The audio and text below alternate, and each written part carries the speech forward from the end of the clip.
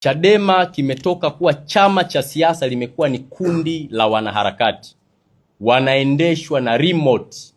Yani anachokisema Maria Sarungi ndio anachokifanya Heche, anachokisema Maria Sarungi ndio anachokifanya yule nani yule, huyu nani huyu, huyo Sugu sijui, chochote wanachosema wale wanaharakati ndio hao viongozi wametekwa humo, wanafanya hayo mambo. Sasa hiki sio chama cha siasa, ni kigenge na kikundi ambacho kimepoteza focus.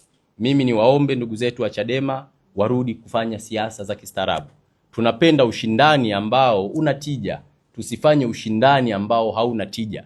Lakini tufanye ushindani wa kuijenga nchi, sio kuibomoa nchi. Tufanye ushindani wa kuunganisha Watanzania, sio kuwatenga Watanzania. Lakini tusitumie harakati kuharibu nchi alafu tutumie fursa hiyo kujijenga kisiasa. Hiyo ni dhambi na sio jambo zuri.